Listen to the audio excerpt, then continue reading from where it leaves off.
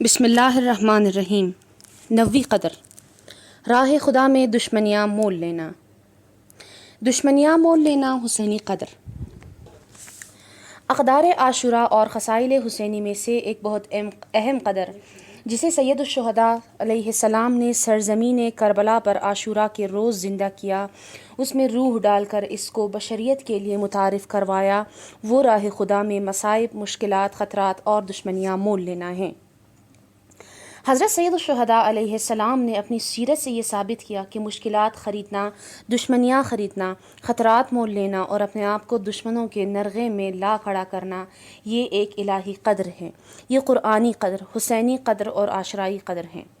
حالانکہ اس دور میں یہ قدر دوسری اقدار کی طرح پائمال ہو چکی تھی، اس سے روح چھین لی گئی تھی۔ کربلا کے بعد آج بھی یہی نظر آ رہا ہے کہ اس قدر سے روح نکل گئی ہے۔ آج انسان عافیت طلب، خوش نشین اور عیش و عشرت کے ساتھ زندگی گزارنے کا عادی ہو چکا ہے۔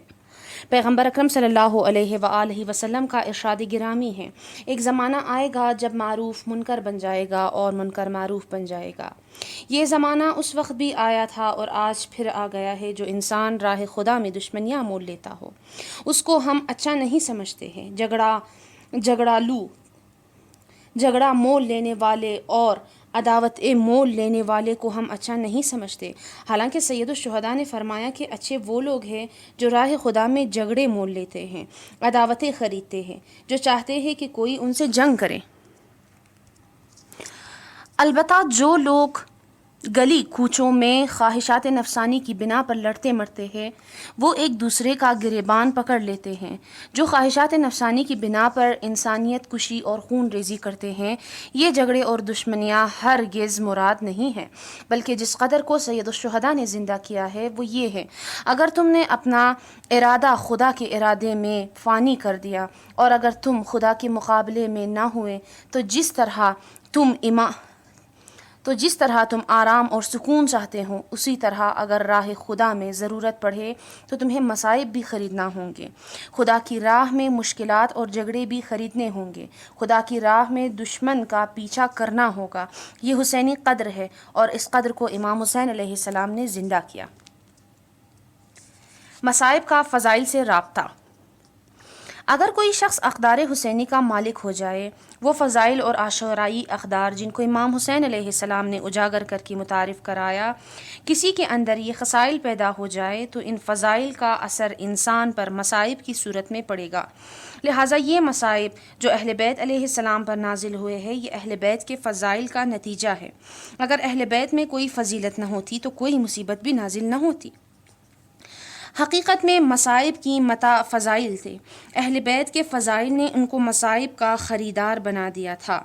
فضائل نے مصائب کو اہل بیت کے دامن میں بیچ دیا۔ لہٰذا امام حسین علیہ السلام نے ایک قانون اور ضابطہ تاسیس کر دیا جو قیامت تک جاری رہے گا۔ وہ یہ ہے کہ جس کے پاس بھی فضائل ہوں گے وہ کبھی بھی مصائب سے نہیں بچ سکتا۔ اگر دنیا میں کسی شخص پر پیدا ہونے سے لے کر موت تک مصائب نہیں آئیں تو وہ سمجھ لیتا ہے کہ اس کی ذات میں کوئی فضیلت ہی نہیں ہے۔ اگر دنیا میں کسی شخص پر پیدا ہونے سے لے کر موت تک مصائب نہیں آئے تو سمجھ لینا کہ اس کی ذات میں کوئی فضیلت ہی نہیں تھی۔ لہٰذا اگر کسی کے اندر غیرت ہو، کسی کے اندر شجاعت، احساس ذمہ داری، انفاق، تائید، جرأت، احساس ذمہ داری، انفاق، تعہد، حرمت جیسی فضیلتیں ہوں تو پھر وہ گھر میں نہیں بیٹھ جاتا، وہ مصائب سے جان نہیں چھڑاتا، بلکہ وہ مصائب کا خریدار ہوتا ہے۔ تولا اور تبرہ۔ خداوند تبارک و تعالی نے قرآن مجید میں انسان کے لیے تجارت کا تذکرہ کیا ہے۔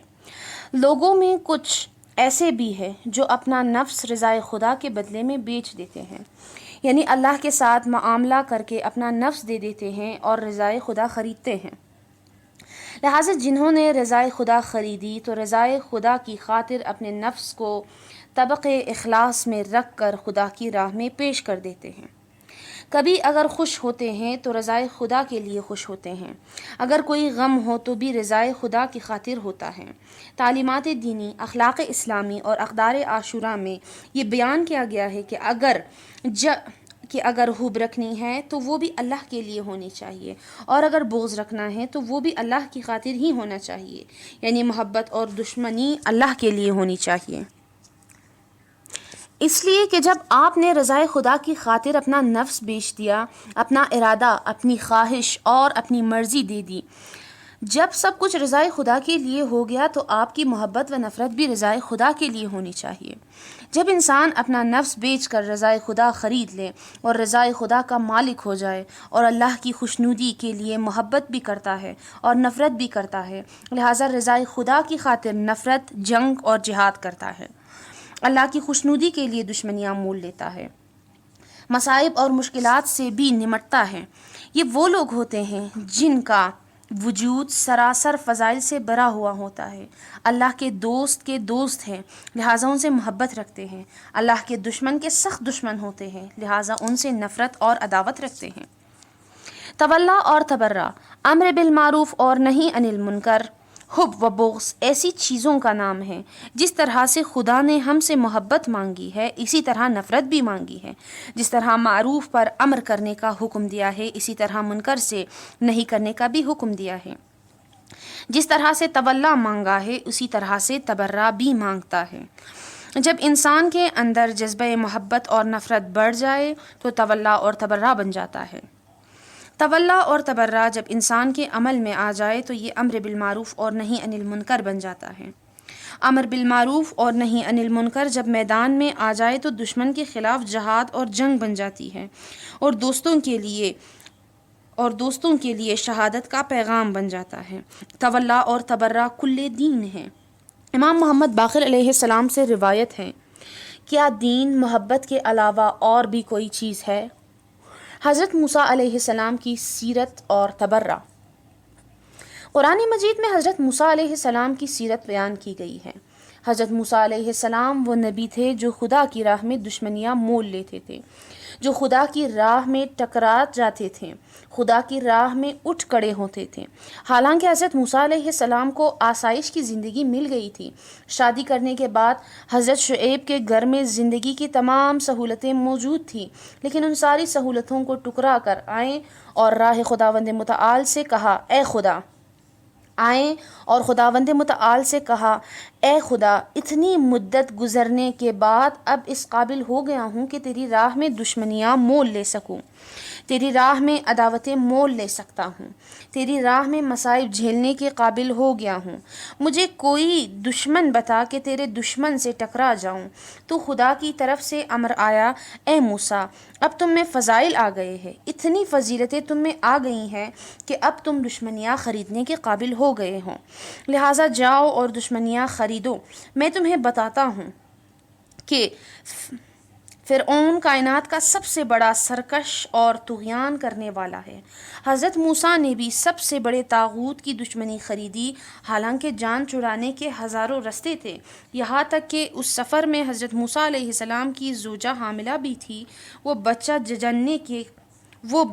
جننے کے بھی قریب تھی۔ تو حضرت موسیٰ علیہ السلام کے لیے سب حجتیں تمام تھی کہ ابھی اولاد بھی ہیں، ابھی ان کے لیے کچھ معاش کی بھی فکر کرنی ہے، ابھی اپنے اطراف کے لوگوں اور ذی الحقوق کا بھی خیال رکھنا ہے، اپنی جان بھی بچانی ہے، لیکن حضرت موسیٰ علیہ السلام نے فرعون کے ساتھ نبرد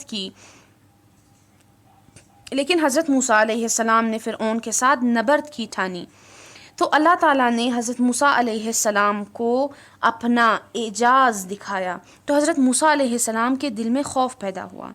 خدا نے فرمایا، اے موسیٰ، ہمارے مرسل ہماری بارگاہ میں خوف نہیں کھایا کرتے۔ لہٰذا حضرت موسیٰ علیہ السلام جب اس قابل ہو گئے کہ خدا کی بارگاہ میں آ کر کسی دشمن سے نبرد کے لیے تیار ہو جائیں، تو خدا نے کائنات کا سب سے بڑا دشمن حضرت موسیٰ کو دکھایا۔ جب حضرت موسیٰ علیہ السلام بھی اس کی تلاش میں نکلے، حالانکہ حالانکہ وہ زمانہ ایسا تھا کہ فرعون موسیٰ کی تلاش میں تھا۔ موسیٰ کی پیدائش سے پہلے وہ حضرت موسیٰ علیہ السلام کو ڈھونڈ رہا تھا کہ موسیٰ نامی کوئی پیدا نہ ہو جائے اور وہ میرا دشمن ہے۔ لیکن جب موسیٰ پیدا ہو گئے جو ان کی جوان ہو کر صاحب فضیلت ہو گئے، غیرت اور حمیت میں آ گئی، تو خود فرعون کی تلاش میں نکلے۔ وارث موسیٰ یزیدیت کی تلاش میں۔ امام حسین علیہ السلام وارث انبیاء ہے۔ زیارتوں میں یہ مضمون بار بار آیا ہے۔ امام حسین علیہ السلام نے انبیاء سے ارث میں دشمنیاں خریدنا لے لیا۔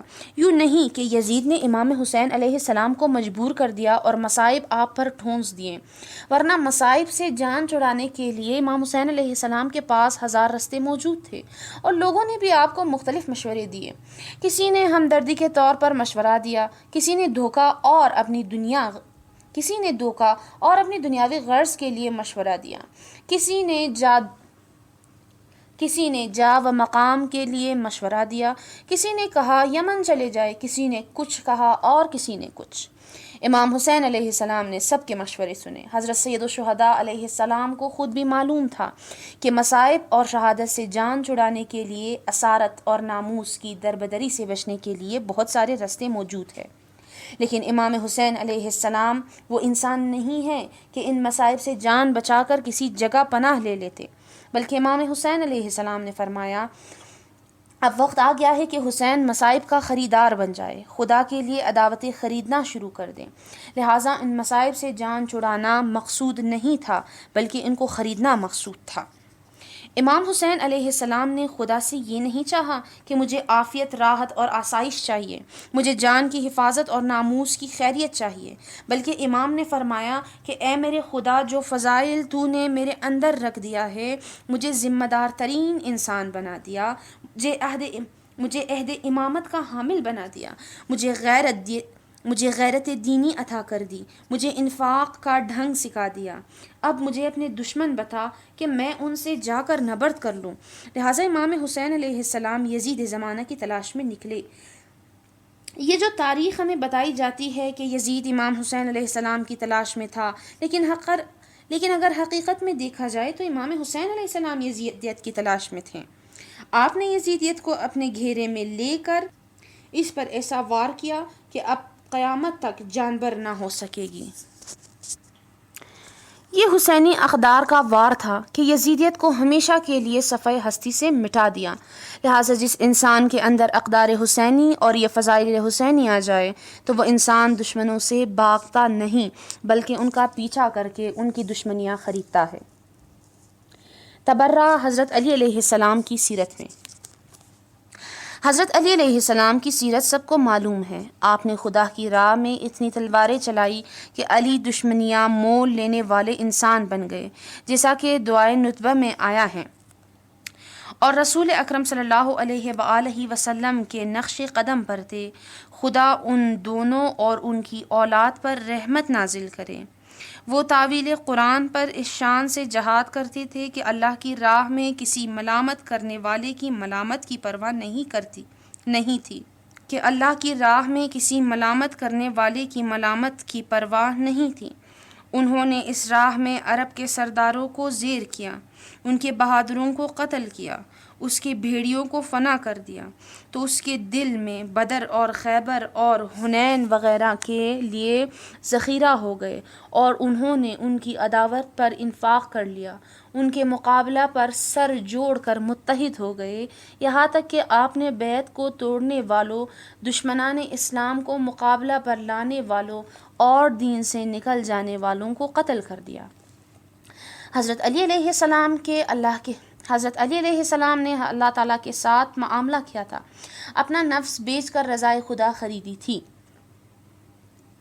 بچپن میں، جوانی میں، بڑھاپے میں ہمیشہ ذوالفقار لے کر دشمنوں کا پیچھا کیا، ہمیشہ ان کی تلاش میں رہتے تھے۔ دشمن کو علی کی تلاش ہو یا نہ ہو، لیکن علی کو دشمن کی تلاش ضرور ہوتی تھی۔ آپ نے اپنی سیرت سے بیان فرمایا کہ کون ہے کہ راہ خدا میں میرے ساتھ دشمنی کرے، کون ہے جو راہ خدا میں میرے ساتھ جنگ کرے۔ حضرت علی علیہ السلام نے اتنی دشمنیاں کیوں خریدی؟ کیا جان چھڑانے کے طریقے حضرت کے پاس موجود نہیں تھے؟ بے شک ہزاروں طریقے موجود تھے، لیکن حضرت علی علیہ السلام کے فضائل علی کو دشمنوں کے نرغے میں لائے۔ علی کی شجاعت، علی کی غیرت، علی کی حریت، علی کی عزت، عہد ذمہ داری نے علی علیہ السلام کو دشمنیاں خریدنے پر اکسایا۔ علی صاحب فضائل تھے، اس لیے صاحب مصائب بھی بن گئے۔ غیرت کی راہ میں ہمیشہ مصائب پڑے ہوئے ہیں۔ شجاع اور غیرت مند وہ لوگ نہیں ہوتے جو عافیت کی گلیوں سے نکل کر گزر جائیں۔ انفاق کرنے والے وہ نہیں ہوتے کہ جو صرف لینا سیکھے، بلکہ انفاق کرنے والے وہ ہوتے ہیں کہ جو لینا بھی سیکھے اور پھر اس میں سے دینا بھی سیکھتے ہیں۔ مصائب سے جان چھڑانے والے۔ حضرت امام حسین علیہ السلام نے سکھا دیا کہ مصائب کا راستہ فضائل کی گلی سے گزر کر جاتا ہے۔ امام حسین کے فضائل نے انہیں گھر بیٹھنے نہیں دیا، ان کی عالی اقدار نے ان سے چین چھین لیا۔ لہٰذا امام حسین علیہ السلام پر مصائب نازل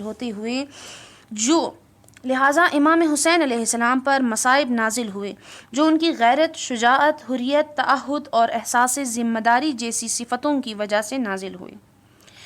اس زمانے میں بلکہ بہت سارے زمانوں میں یہ معروف سمجھا جاتا تھا کہ جتنا ہو سکے مسائل اور جھگڑوں سے دور رہنا چاہیے۔ اس زمانے میں بلکہ بہت سارے زمانوں میں یہ معروف سمجھا جاتا تھا کہ جتنا ہو سکے مسائل اور جھگڑوں سے دور رہنا چاہیے، مشکلات، خطرات اور دشمنیوں سے جان چھڑانی چاہیے۔ لیکن مصائب و مشکلات کو پشت دکھانے کا ایک ہی رستہ ہے، اور وہ یہ ہے کہ انسان میں کوئی بھی فضیلت نہ ہو، غیرت، شجاعت، انفاق اور احساس ذمہ داری جیسی صفات نہ ہوں۔ کسی بھی انسان میں یہ عالی صفات نہ ہو، وہ مصائب اور مشکلات سے بچ سکتا ہے، وہ دشمنیوں کے خریدنے سے بچ سکتا ہے۔ اگر انسان چاہے کہ مصائب کا سامنا نہ کرنا پڑے تو پھر آسان رستہ یہی ہے کہ اپنے وجود کو تمام فضیلتوں سے خالی کر دے۔ جہاں فضائل نہ ہو وہاں مصائب نہیں ہوتے۔ مصائب سے جان چھڑانے والے حقیقت میں فضائل سے عاری لوگ ہوتے ہیں، اس لیے کہ فضائل اور مصائب کا آپس میں گہرا ربط ہے۔ فضائل کے آثار۔ ائمہ معصومین علیہم السلام نے ہمیں حکم دیا ہے کہ جب اہل بیت کا ذکر کرنا چاہیں تو فضائل اور مصائب دونوں کو ذکر کریں، اس لیے کہ فضائل اہل بیت اور مصائب اہل بیت کا آپس میں بڑا گہرا ربط ہے۔ جو اس ربط کو سمجھ گیا وہی حسینی ہو گیا، ورنہ فضیلتیں سننے سے تو انسان فضائل کی حقیقت سمجھ سکے گا اور نہ ہی مصائب کی حقیقت سمجھ سکے گا۔ فضائل وہ قصے اور کہانیاں، روایات اور افسانے نہیں ہیں کہ جو آج کل ہمارے منبروں پر بیان کیے جاتے ہیں۔ اگر فضائل حسین ابن علی علیہ السلام سننے ہیں تو آئیے خود حسین علیہ السلام کی زبان مبارک سے سنیں۔ امیر المومنین کے فضائل خود علی کی مبارک زبان سے سنیں۔ بلکہ فضائل تو وہ ہیں کہ جن کے بتانے کی ضرورت ہی نہیں، جیسا کہ کہا جاتا ہے کہ جادو وہ جو سر چڑھ کر بولے، یعنی جادو اپنا پتہ خود بتاتا ہے۔ مشک آن است کہ خود بویت نہ ان کے عطار گویت، یعنی مشک وہ ہے جو اپنا پتہ بتا دے، عطر وہ ہوتا ہے کہ جہاں پڑا ہوا ہو وہ خود بتا دے کہ عطر یہاں پڑا ہوا ہے، نہ یہ کہ عطار اور پنساری کو اس کی تعریف کرنے کی ضرورت پڑ جائے۔ تو فضیلتیں وہ نہیں ہوتی کہ جن کو تقریروں سے بیان کرنے کی ضرورت پڑ جائے، بلکہ فضیلتیں خود اپنا اثر دکھا دیتی ہیں۔ آثار سے پتہ چلتا ہے کہ یہاں پر فلاں فضیلت ہے، اور جہاں کوئی اثر ظاہر نہ ہو تو معلوم ہوتا ہے یہ فضیلت یہاں نہیں ہے۔ فضائل کو اپنے محل سے ہٹانے کی گھناؤنی کوشش۔ تاریخ میں ایک بڑی گھناؤنی کوشش کے ذریعے تعریف کی گئی، وہ یہ کہ فضائل کو جا بجا کیا گیا۔ پیغمبر اسلام نے حضرت علی اور اپنے اہل بیت کے متعلق جو فضائل بیان کیے گئے تھے، پیغمبر اکرم صلی اللہ علیہ وآلہ وسلم نے حضرت علی اور اپنے اہل بیت کے متعلق جو فضائل بیان کیے تھے لوگوں نے ان فضائل کو اپنی جگہ سے ہٹا کر کسی اور محل میں جا کر رکھ دیا، لیکن پھر بھی فضائل چونکہ اپنا اثر خود دکھاتے ہیں، اس لیے یہ کوشش بری طرح ناکام ہو گئی۔ اہل سنت کے مشہور مورخ ابن اثیر کا کہنا ہے، کیا کہنے علی ابن ابی طالب کے، کہ جن کی فضیلتوں کو دشمن نے دشمنی کی وجہ سے اور دوستوں نے خوف کی وجہ سے دشمنوں نے دشمنی کی وجہ سے اور دوستوں نے خوف کی وجہ سے چھپایا، لیکن پھر بھی آج کائنات میں جہاں بھی نگاہ کرے فضائل علی ابن ابی طالب نظر آتے ہیں۔ لیکن وہ فیکٹریاں جنہوں نے یہ کوشش کی تھی کہ فضائل علی کو کسی اور کی طرف منسوب کر دے، اس مہم میں کتنا مال خرچ کیا گیا، کتنی رقم اور طاقت خرچ کی گئی، لیکن پھر بھی یہ ساری کوششیں ناکام رہ گئی، اس لیے کہ فضیلتیں بیان کرنے سے ثابت نہیں ہوتی، کتابیں لکھنے اور تقریروں سے ثابت نہیں ہوتی، من گھڑت روایات سے فضائل ثابت نہیں ہوتے، بلکہ فضیلتیں اپنا پتہ خود دیتی ہیں۔ جہاں فضائل ہوں گے وہاں پر ان کے آثار بھی ہوں گے۔ فضیلتوں کا ایک اثر یہ ہے کہ جہاں فضائل ہوں گے وہاں مصائب بھی ہوں گے۔ جنہوں نے مصائب نہیں خریدے، جو مشکلات اور خطرات سے نہیں نمٹتے، معلوم ہوتا ہے کہ ان میں کوئی فضیلت نہیں تھی۔ ابن ابی الحدیث لکھتے ہیں، حضرت علی علیہ السلام کے متعلق کیا کہنا، جبکہ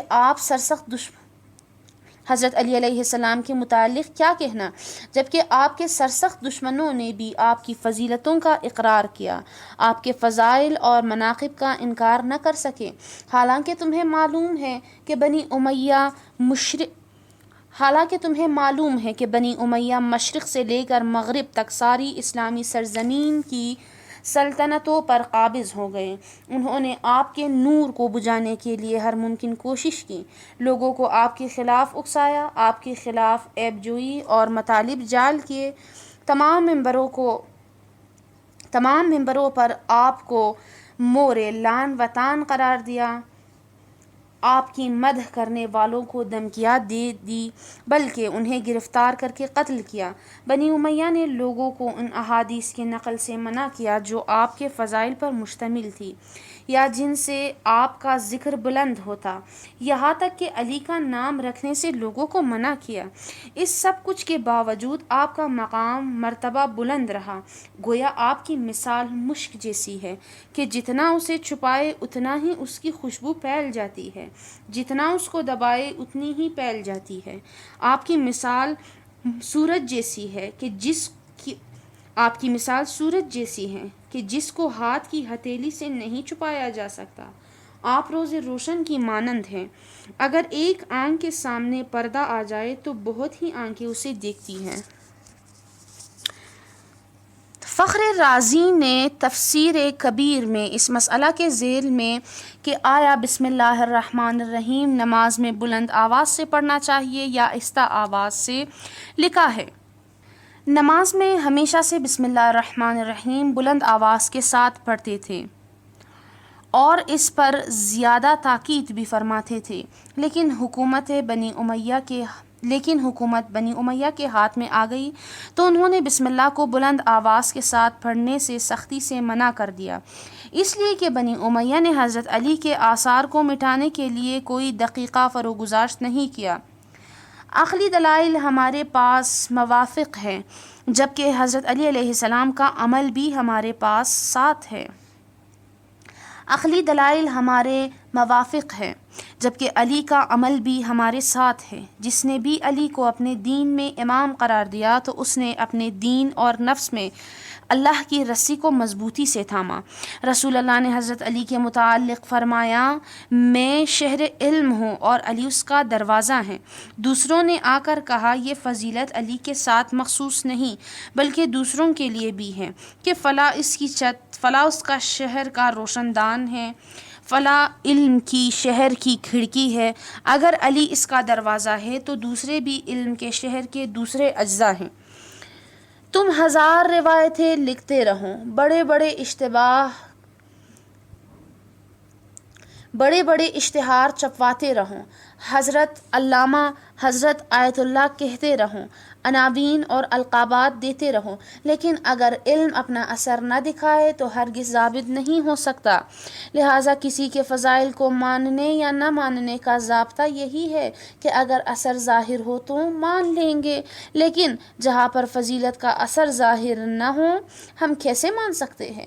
رسول خدا نے اہل بیت کے فضائل بیان کیے تو فضائل نے بھی اپنا پتہ دے دیا، ان کی ذات میں فضائل بھی کھل کر سامنے آ گئے۔ اہل بیت کے فضائل کے آثار میں سے ایک اثر مصائب کا نزول ہے۔ اہل بیت الہی پر جو مصائب نازل ہوئے، دنیا میں کسی پر بھی ایسے مصائب نازل نہیں ہوئے۔ حضرت زہرا کے فضائل اور مصائب۔ حضرت سیدہ کے لیے روایات میں جو اتنا بلند مقام ذکر کیا گیا ہے، کیا یہ صرف روایتوں کی حد تک ہے یا آپ کے فضائل نے اپنا پتہ خود دیا؟ رسول خدا کی بیٹی امیر المومنین کی زوجہ حسنین کی ماں ہونے کے باوجود، اتنا بلند و بالا مقام و احترام رکھنے کے باوجود، آپ کے فضائل نے آپ کو خریدار مصائب بنا دیا۔ جب بھی ولایت پر حرف آیا، جب بھی لوگوں نے ولایت کو ماننے سے انکار کیا تو حضرت زہرا کے فضائل سامنے آ گئے، تنہا میدان میں آ گئیں اور وہ سارے مصائب خرید لیے۔ حالانکہ اس وقت مدینے میں بڑے نامور لوگ موجود تھے جن کے بارے میں بڑی بڑی روایات تھیں، لیکن جب مصائب خریدنے کی باری آئی تو ان میں سے کسی نے بھی مصائب کو نہیں خریدے۔ حضرت علی علیہ السلام کو تنہا چھوڑ دیا، سارے بافضیلت لوگ پیچھے ہٹ گئے۔ فقط ایک خاتون میدان میں آئی یہ بتانے کے لیے کہ فضائل کا کیا مقام اور کہا ہوتا ہے۔ بافضیلت لوگ کون ہیں؟ وہ جن کے بارے میں فقط فضائل کے الفاظ ذکر کیے گئے تھے، انہوں نے اپنے دروازوں کو بند کر کے اندر سے تالے لگا دیے۔ حالات ایسے ہیں، مصلحت نہیں ہے، نوکریاں خطرے میں ہیں، اولاد اور ازدواج کے مسائل ہیں، یہ سارے بہانے کر کے اندر بیٹھ گئے۔ یہ فقط بہانے ہی نہیں تھے بلکہ اپنے عمل سے یہ بتانا چاہتے تھے کہ جو کچھ ہمارے لیے کہا گیا ہے یہ لوگوں نے گڑوا لیا ہے، یہ صداقت نہیں رکھتا، ہمارے اندر کوئی فضیلت نہیں، اگر فضیلت ہوتی تو ہم بھی میدان میں نکل آتے۔ حضرت زہرا نے ثابت کر دیا کہ یہ جو تم میری فضیلت کے متعلق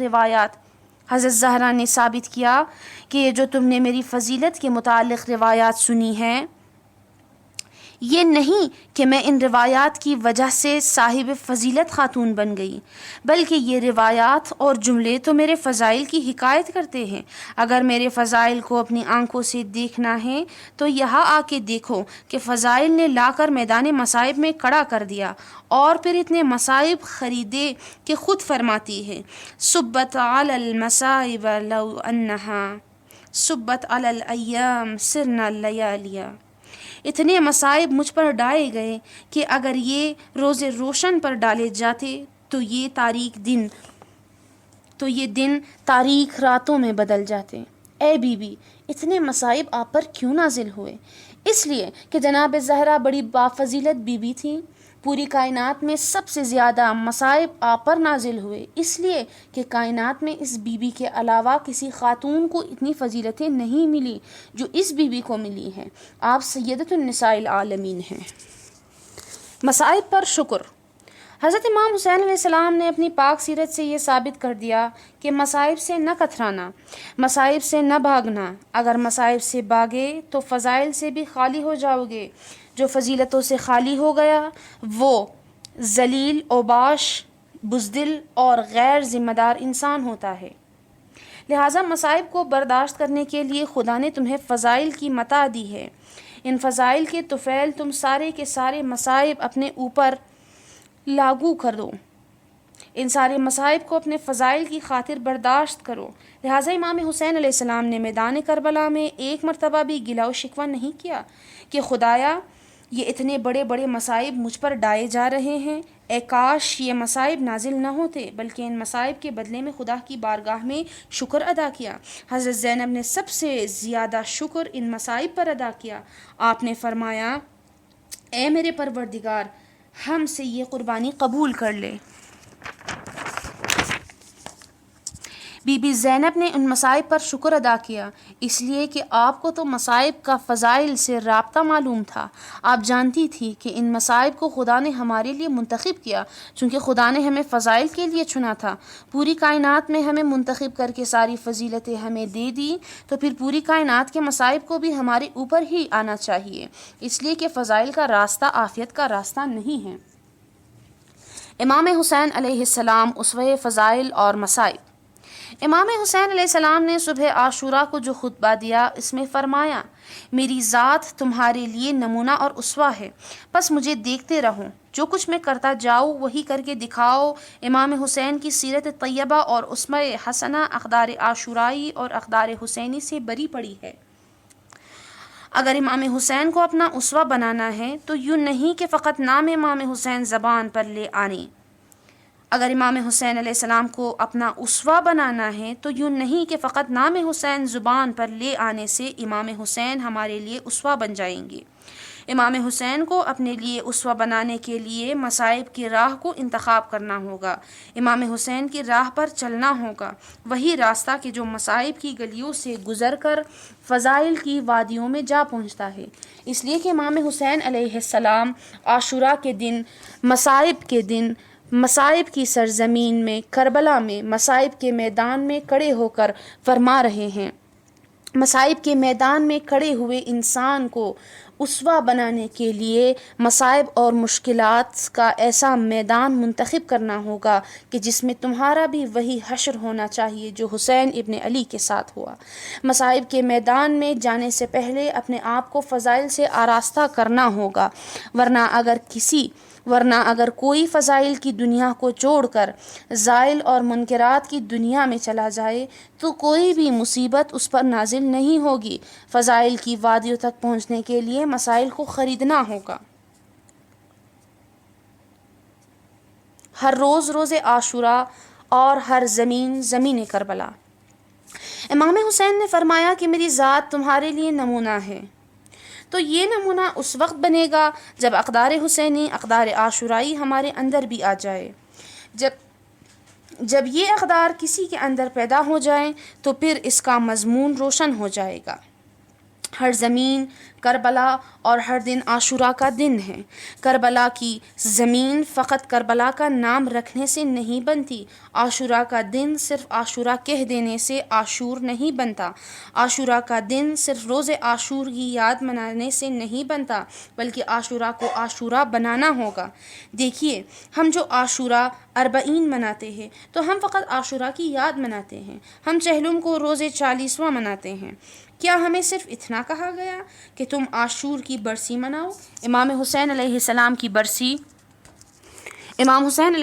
برسی اور 40واں مناؤ، جس طرح ہم دوسرے مرحومین کی برسیاں مناتے ہیں کہ جو مرحوم کی یاد تازہ ہو جائے، اس کے نام پر ذرا ذکر ہو جائے، پھر سال بھر اس سے الگ ہو جائیں اور ہم اپنا کام شروع کر دیں۔ بلکہ ہمیں کہا گیا ہے کہ ہر روز روز عاشور ہے، تم ہر دن عاشوراء بنا سکتے ہو، تم ہر سرزمین کربلا بنا سکتے ہو۔ تو ہر دن کو عاشوراء کس طرح بنایا جا سکتا ہے؟ ہر سرزمین کو مصائب کا میدان کس طرح بنایا جا سکتا ہے؟ اس کا صرف ایک ہی طریقہ ہے، اور وہ یہ ہے کہ ہم اقدار حسینی کو اپنے اندر زندہ کریں۔ جس دن بھی یہ اقدار ہمارے اندر زندہ ہو گئی وہی دن عاشوراء کا دن ہے۔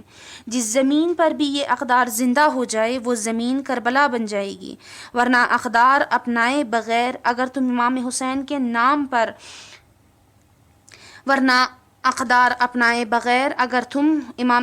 کے نام لیوا بن گئے، محرم کی مجالس عزا میں شامل ہو گئے، اس کو برسی تو کہہ سکتے ہیں، لیکن یہ تمہارا عاشوراء نہیں ہو سکتا، چونکہ عاشوراء میدان مصائب کا نام ہے۔ اگر تمہارے اوپر مصائب نازل نہیں ہو رہے ہیں تو تمہارے فضائل اور اقدار میں کمی واقع ہو جاتی ہے، لہٰذا مصائب کو پشت دکھانے والا کبھی بھی امام حسین کی اقدار پر عمل نہیں کر رہا ہوتا۔ اگر ہر دن عاشوراء بنانا ہے تو امام حسین نے اس کا نسخہ لکھ کر دے دیا ہے، اور وہ یہ کہ تم 10ویں محرم کے انتظار میں نہ رہو، یہ نہ کہو کہ اس پوری زمین پر فقط ایک ہی کربلا کی زمین ہے، بلکہ جس دن کو تم چاہو تو عاشوراء بنا سکتے ہو۔ اور جس سرزمین کو چاہو تو کربلا بنا سکتے ہو۔ یہ تو سب کو معلوم ہے کہ امام حسین کے جانے سے پہلے بھی کربلا کی سرزمین موجود تھی، وہ صحرا پہلے سے بھی موجود تھا۔ اسی طرح امام حسین کی قربانی سے پہلے بھی 10 محرم کا دن آتا تھا، لیکن امام حسین نے اس صحرا کو کربلا اور 10ویں محرم کو عاشورہ بنایا، یعنی 10 محرم کو اس سرزمین پر الہی اقدار کو زندہ کیا۔ اگر ہمارے اندر فضائل حسینی آ جائے، اگر ہم بھی ان الہی اقدار کو اپنے اندر زندہ کر دے تو جس سرزمین پر بھی ہو وہ سرزمین کربلا بن جائے گی، اور جس دن یہ اقدار زندہ کر دے وہ دن عاشورہ کا دن ہو جائے گا۔ عاشورہ یوم اللہ ہے۔ یزیدیوں نے کوشش کی کہ عاشورہ یزیدی بن جائے، بنی امیہ کا دن بن جائے۔ ذرا تاریخ اٹھا کر دیکھیے، انہوں نے عاشورہ کے بہت سے آداب ذکر کیے ہیں۔ عاشورہ کے دن یہ کام ہونا چاہیے، وہ کام ہونا چاہیے، عاشورہ کے دن جشن منانا چاہیے، مٹھائیاں تقسیم ہونی چاہیے، نیا لباس پہننا چاہیے، یہاں تک کہ عاشورہ کے دن روزہ رکھنا چاہیے۔ روایات میں بھی آیا ہے کہ امام حسین کی شہادت سے پہلے عاشورہ کا دن روزہ مستحب تھا، لیکن بنو امیہ نے اس دن اپنی فتح و نصرت کے شکرانے کے طور پر روزہ رکھا، لہٰذا مومنین کو چاہیے کہ اس دن کو روزہ نہ رکھے، صرف فاقہ پر اکتفا کرے۔ بنی امیہ نے اس دن کو عید کے طور پر متعارف کرانے کی کوشش کی، انہوں نے کچھ اعمال متعارف کرائے۔ عاشورہ کے دن یہ کام ہونا چاہیے، عاشورہ کو جشن منانا چاہیے۔ وہ یہ سمجھ رہے تھے کہ اگر اس دن کو عید کے طور پر لوگوں میں متعارف کیا جائے تو یہ دن یزیدی ہو جائے گا، یہ دن بنی امیہ کا دن ہو جائے گا، لیکن امام حسین نے چاہا کہ عاشورہ کو یوم اللہ بنائیں، لہٰذا آپ نے عاشورہ کو ہمیشہ ہمیشہ کے لیے یوم اللہ بنا کر عاشورہ حسینی کی صورت میں لوگوں کے سامنے پیش کر دیا۔ کربلا کی سرزمین میں ہمیشہ کے لیے کربلائے حسینی بنا، کربلا کی سرزمین کو ہمیشہ کے لیے کربلائے حسین بنا دیا، اس لیے کہ اس دن آپ نے الہی اقدار کو زندہ کیا، جس کی وجہ سے عاشورہ یوم اللہ بن گیا۔ لہٰذا آج بھی عاشورہ کا دن اور کربلا کا نام ذہن میں آ جائے تو ساتھ امام حسین کا نام بھی آ جاتا ہے، اس لیے کہ اس دن میں امام حسین نے وہ الہی اقدار اجاگر کیے کہ جب تک وہ اقدار زندہ رہیں گی عاشورہ حسینی زندہ رہے گا، عاشورہ یوم اللہ رہے گا۔ عاشورہ مصائب کا دن ہے، چونکہ مصائب ہمیشہ فضائل کی وجہ سے پیدا ہوتے ہیں، پس عاشورہ فضائل کا دن بھی ہے، یعنی اپنے اندر فضائل حسینی اور اقدار الہی پیدا کرنے کا دن ہے۔ جب فضائل تمہارے اندر آ گئے پھر مصائب خود تمہارے پیچھے آ جائیں گے، اگر مصائب نہ آئیں تو خود ان کے پیچھے جاؤ گے تو تم راہ خدا میں مصائب تلاش کرنا شروع کر دو گے۔ فضائل کی وجہ سے انسان میں مصائب کو برداشت کرنے کی استقامت اور قوت آ جاتی ہے۔ جن میں فضائل نہ ہوں، اگر کسی مصائب سے دوچار ہونا پڑے تو واویلا شروع کر دیتے ہیں، اپنا راستہ بھول جاتے ہیں، اپنے آپ کو بھی بھول جاتے ہیں اور اپنے خدا کو بھی بھول جاتے ہیں۔ عاشورہ کے دن عظیم مصائب جو امام حسین علیہ السلام پر نازل ہوئے یہ عظیم فضائل کی حکایت کرتے ہیں۔